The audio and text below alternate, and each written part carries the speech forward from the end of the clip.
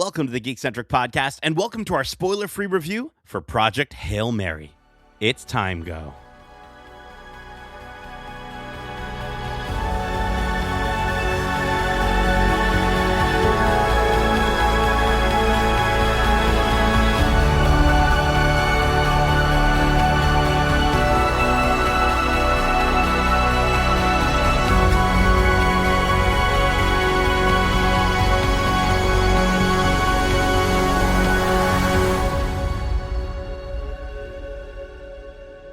Welcome to the Geekcentric podcast. My name is Nate, and this is our spoiler-free review for Project Hail Mary.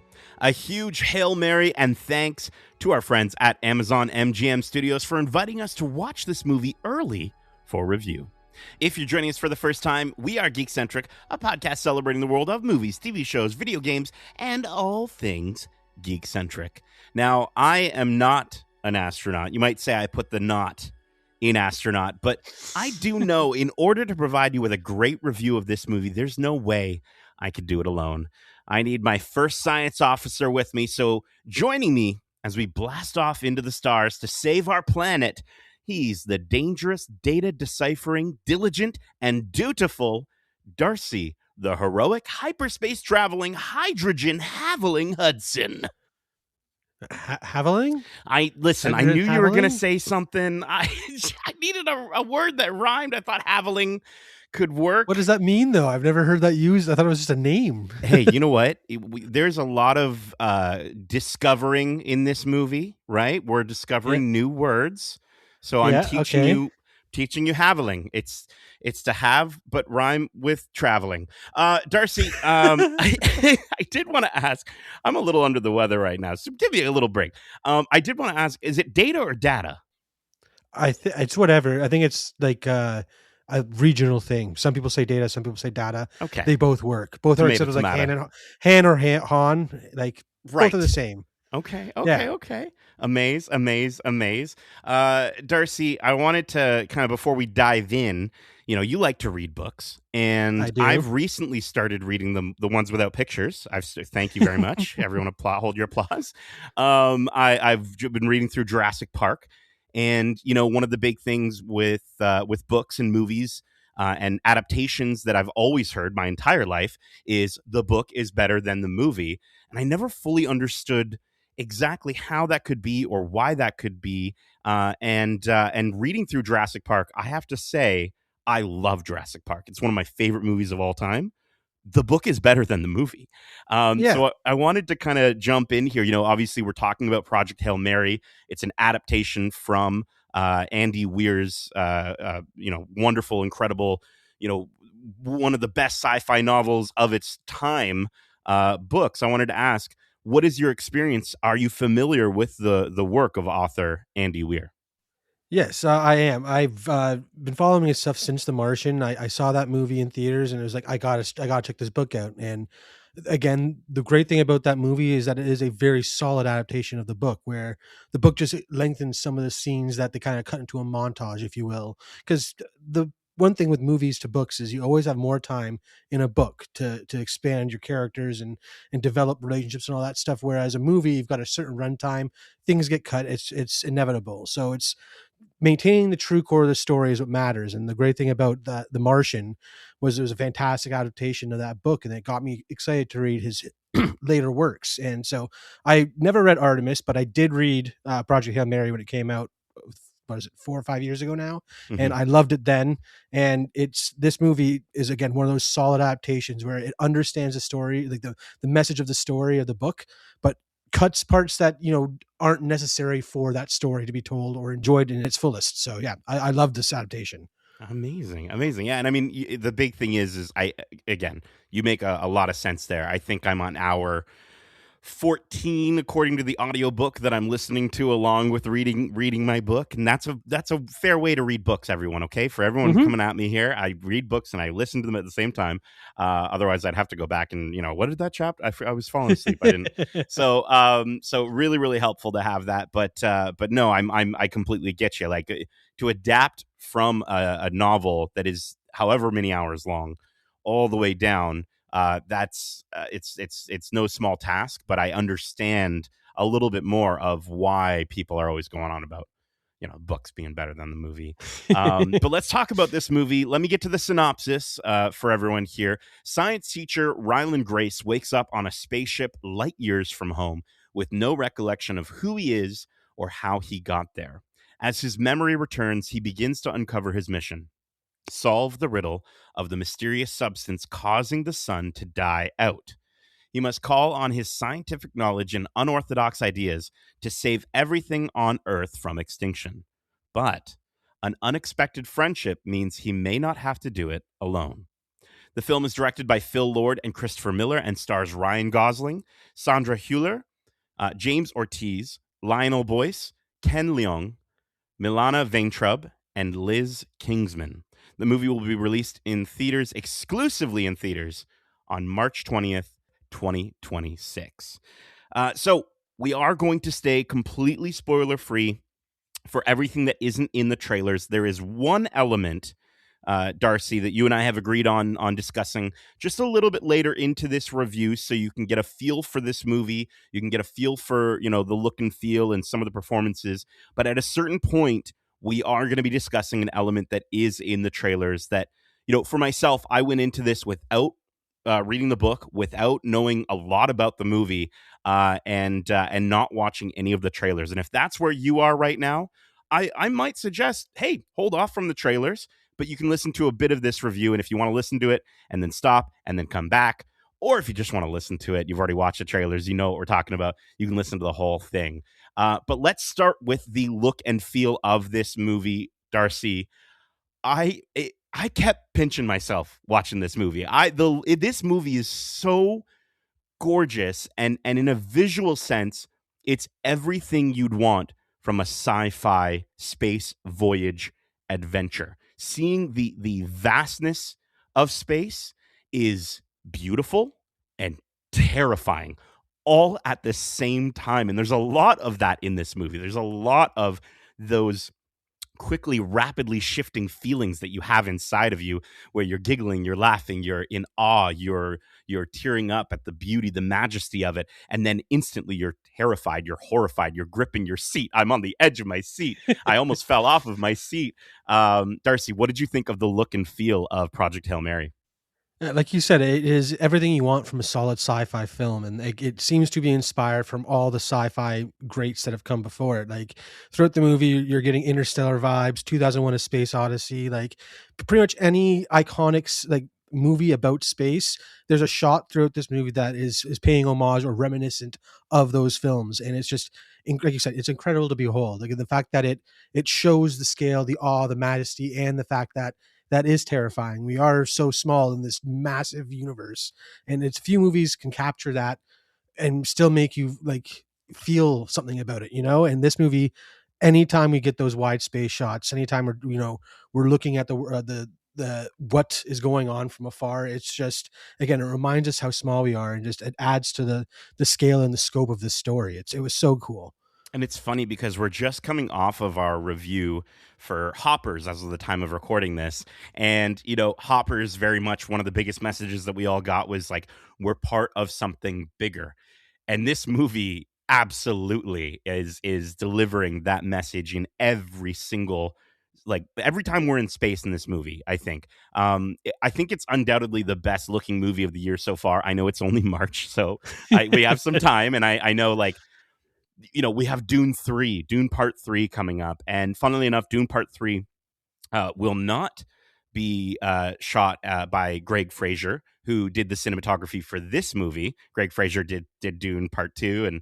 But instead, Linus Sandgren, who worked on La La Land, also starring Ryan Gosling, is going to be working on Dune Part 3. But no, what Greg Fraser has managed to do with the camera in this movie is nothing short of outstanding, and especially in IMAX. I please find an IMAX theater to watch this in.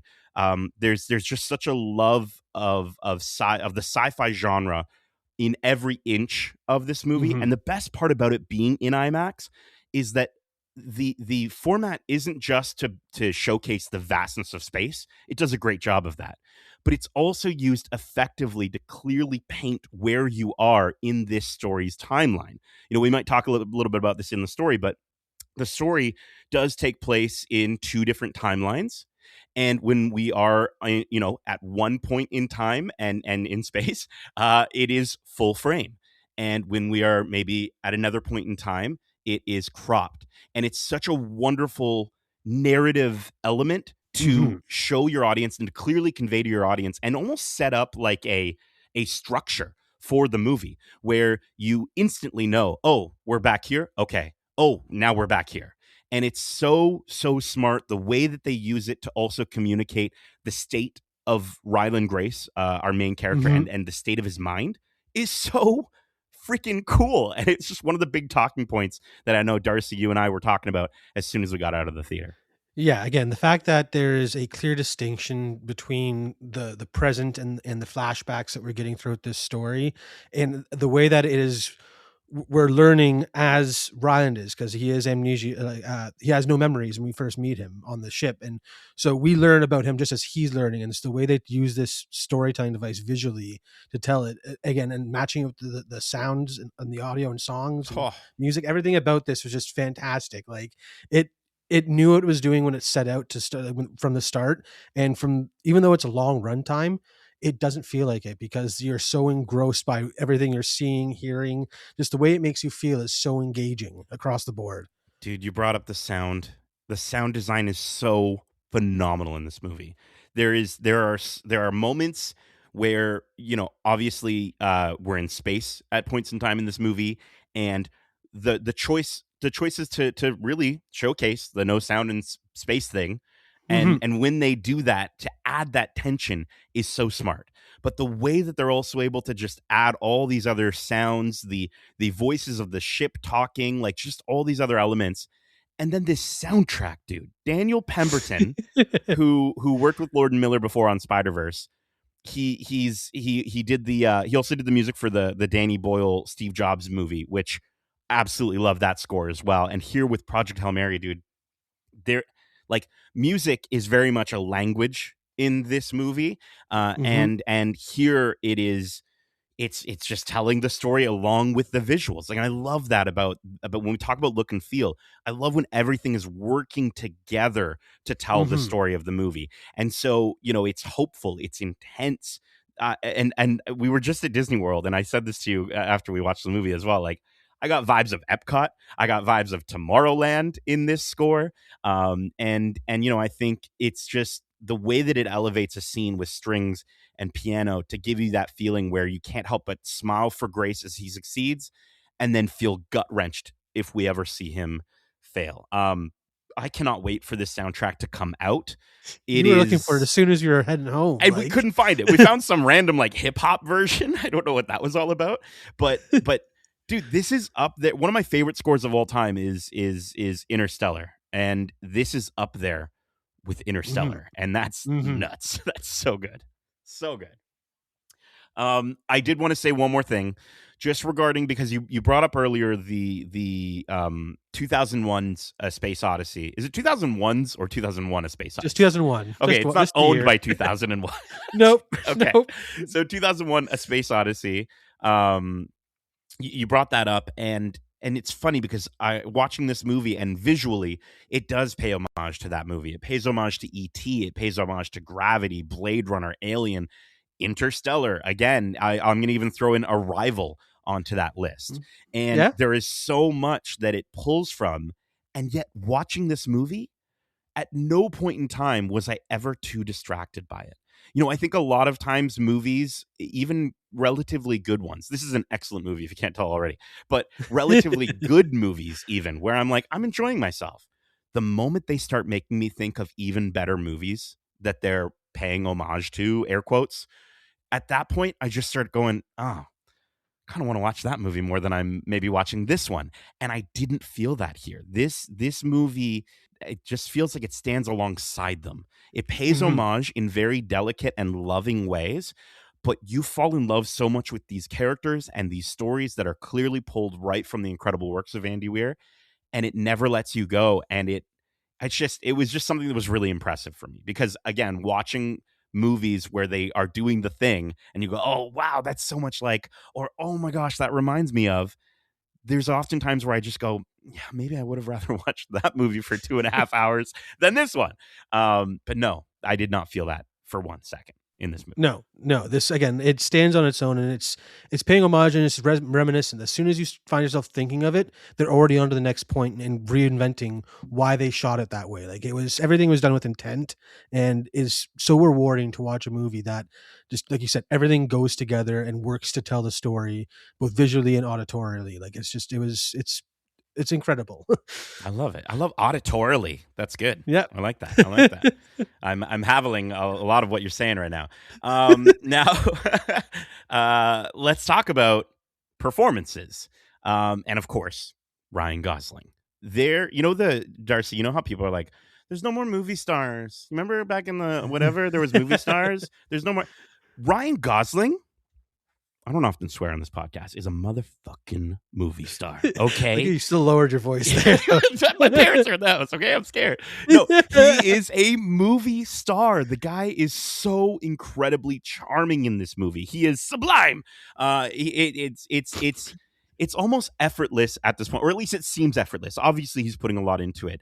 And so much of this movie is him, is mannerisms. It's him figuring out what to do next. And it's so entertaining to watch. You instantly get behind him in every moment in this movie, and he plays the character with this beautiful, like reluctant curiosity at times. And I adored how he's able to naturally shift with the tones of this movie. We talked about the fact that, a moment will go by and you're giggling, and then another moment will go by and you're horrified or you're really sad. And he's so good at working within that. He's so funny, he's goofy, and then we get to see that level of sadness from him, that fear that this movie demands from him. And watching this, Darcy, and we're all big Star Wars fans, can't not talk about Star Wars on a Geekcentric podcast review. I cannot wait to see him in Starfighter even more now after watching this movie. Yeah, I mean, guy has range. He's clearly proving it. He's proven it before, and this movie is just doubling down on that. It's given him so much to work with, and it feels like he brings so much of himself to a lot of his characters that really work. And this one is one of them. There's such an authenticity to his performance in Ryland Grace that you can't help but root for the guy and cheer for him when he's winning and feel for him when he's at his weakest. Again, Andy Weir, two of his biggest books are dealing with the idea of being alone and stranded and isolated. And the fact that it's in space just compounds on that, and how terrifying it would be. And the fact that he's able to go to those depths. And then again, the next scene, he's drunkenly staggering about this spaceship. Like, it's so much of this works, and I love it. And a lot of it comes down to him, because he is who we're spending most of the time with, the one that's talking the most, and we're in his mind more than anyone else's, because it's just his point of view. And I don't know, he did such a good job in this movie. A lot of it comes down to him, and he's fantastic from start to finish. And I remember, Darcy, we came out of the theater and you were like, there's an opening moment in this movie that this isn't really a spoiler, but let's just say he's trying to figure things out. He can't really talk, and that happens. It stays that way for a little while. And you said, Darcy, coming out of the theater, like, if the movie was that for an hour, I'd still be just as entertained because of Ryan Gosling. And you can tell that Lord Miller let Ryan riff, and he plays such a big part in developing the character for the screen. His passion for the character is certainly there. And he was the first person, I was reading a little bit into it afterwards, he was actually the first person to receive the manuscript for Project Hail Mary before it was even published. He read Andy Weir's story in early 2020. He said that he connected with it immediately, and then he immediately was like, okay, we're bringing on Amy Pascal, Drew Goddard, Lord Miller. Daniel Pemberton was apparently directly, Ryan was like, we need Daniel Pemberton to work on this. And Ryan asked Daniel for early song sketches so he could listen to it as he was on set, because he was really the only one on set for a lot of this movie. And so to have that there really helped him to get into character. And so much of this is just the result of what happens when you get the perfect group of incredibly passionate people in the room to make the next sci-fi masterpiece, and that's what they've done, and it's so exciting. Can you tell I'm excited? Darcy, someone who maybe you can't really tell is excited is the character of Eva Stratt in this movie. You can definitely tell when she's excited. Sandra Hüller does such a wonderful job. Darcy, what did you think of Sandra in this film? Again, playing the role of the government official who's looping Ryland into all this, she she plays it with a distance and a coldness that is completely different than what we saw in Anatomy of a Fall. There's you understand her reasoning why she's doing this, and like why she's going to such lengths to push Ryland and the crew to these extremes, basically, and pull off this Hail Mary, if you will. And again, she's fantastic. There's she's cold and distant, but you get why, which really makes a lot. It's important when you have someone like that. You have to understanding why they're doing it is a huge thing, and she does a fantastic thing, or a fantastic job. Just again, acting without saying anything. Just the way she enters a room or carries herself really establishes where she's at in this story.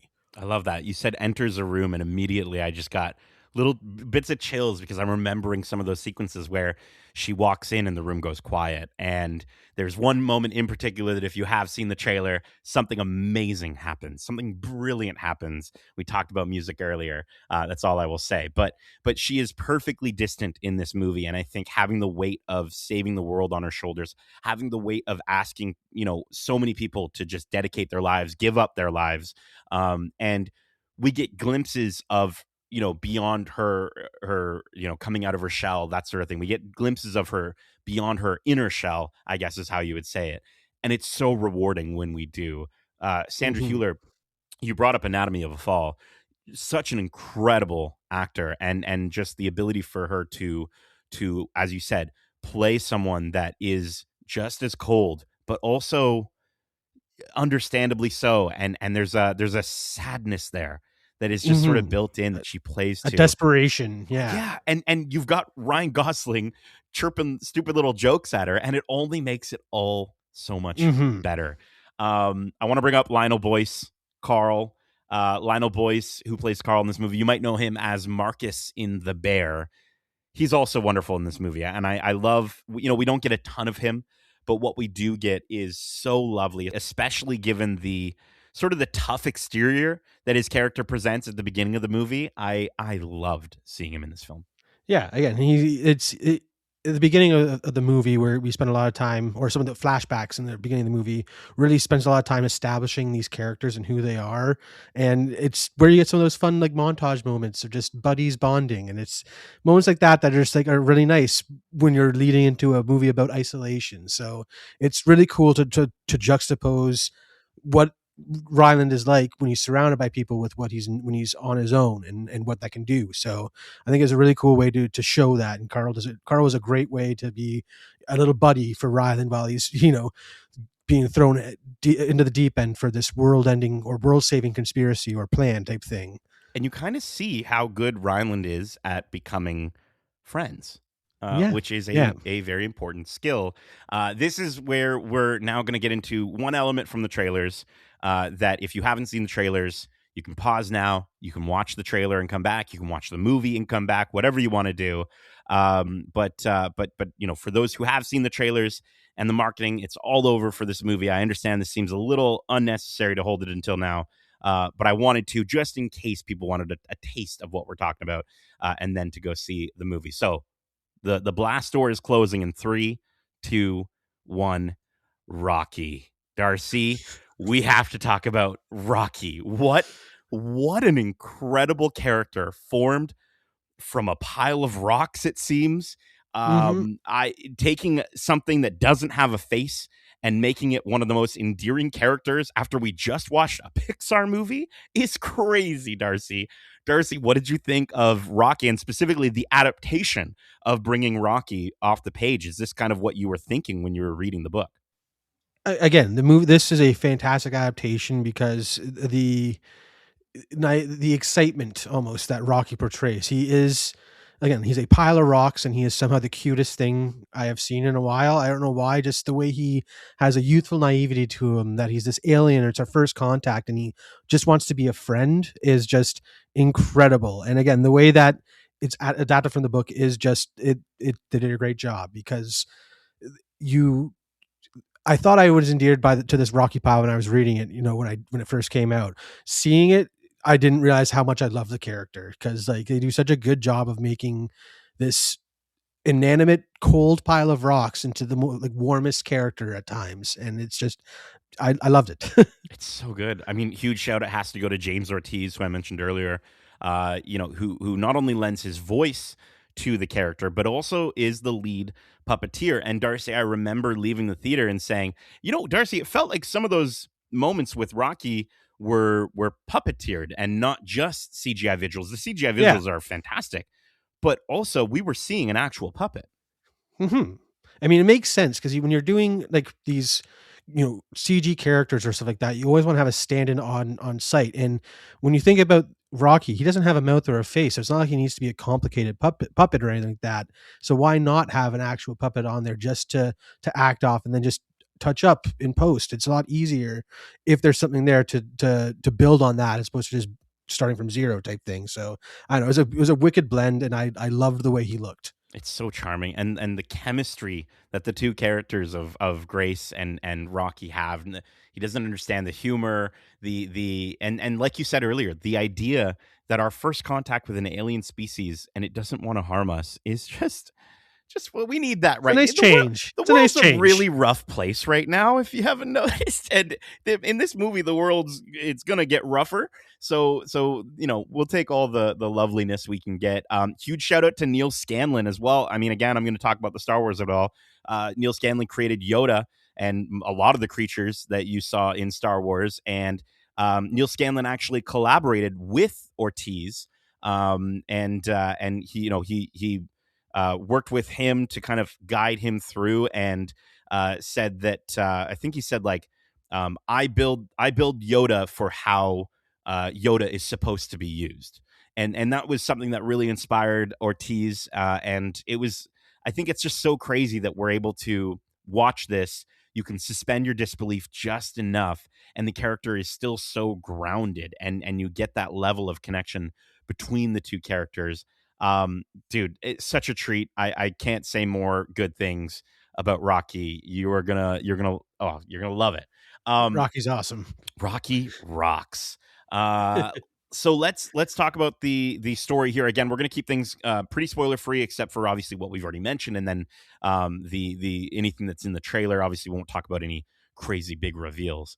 But I'm blown away with, as I mentioned earlier, with the visual and the cropping of the IMAX screen and what have you, just how well this movie was able to present its structure, right, through the way it was shot, getting Earth shots different than the space shots, and it's so smart to solidify how this movie is going to work. At no point in time did I find myself ever longing for one section of the story over the next. In fact, I felt, because the movie sort of teaches you this in the first few moments that it goes back and forth, that I was like, okay, we're getting ready, and boom, awesome. Okay, now we're in a preview. Okay, and I think huge kudos to Lost, because I know other movies and shows have done this before, probably really well, but I was like, Lost nailed it with the flashback structure, and so does this movie. The movie, as you said, Darcy, it's 2 hours and 36 minutes, and I didn't feel it. I did not feel it.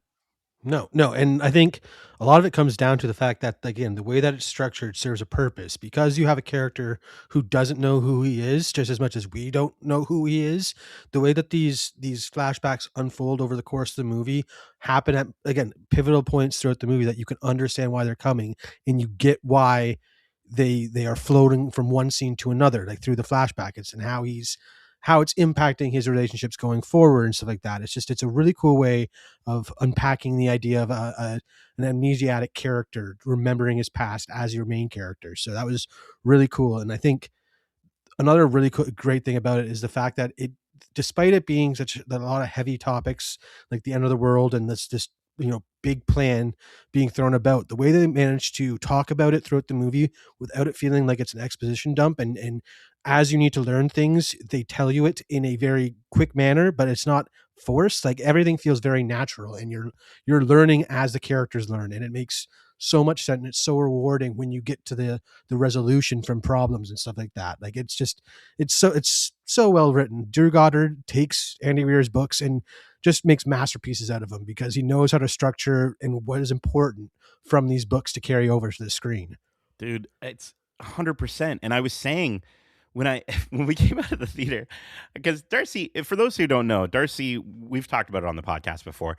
You work with elements. You work with various dirts and various sands and rocks and Yep. waters and all sorts of chemicals and stuff. So you understand science to a certain degree more than probably myself and a lot of people.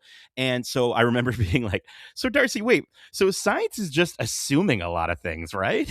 He's like, yeah, Yeah. that's how it Yeah, works. it's just trying to be like, this is how this works, and I'm going to try and prove it. It's like Yeah. 90% guessing and 10% proving. Yeah, and I think that's so wonderful because this movie again has a lot to do with science, and it's very scientific in the way, like you said, it presents the problems, then it presents its findings, and then we move on.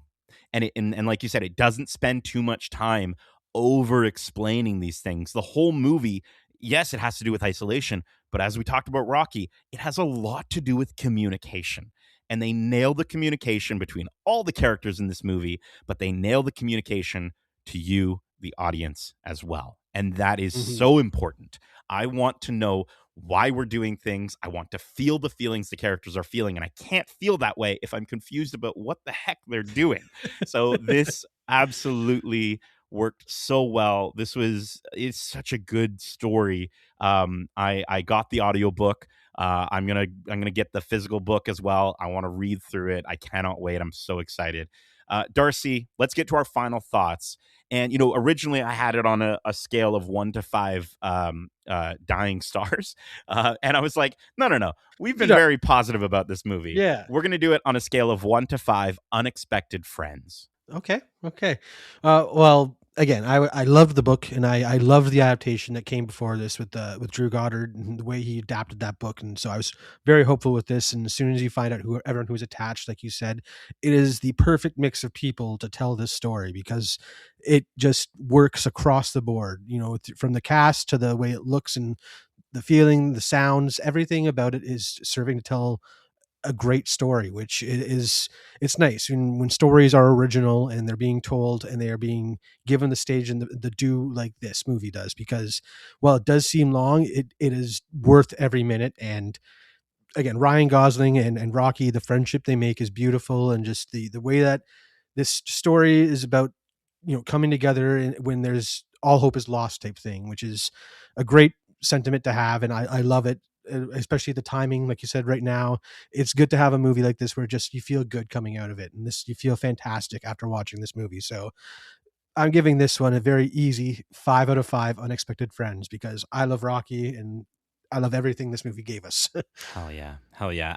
This is one of the best sci-fi movies I've seen in the last decade. And it's certainly Mhm. up there with other incredible adaptations from sci-fi. I think it's up there with the Dune movies for me.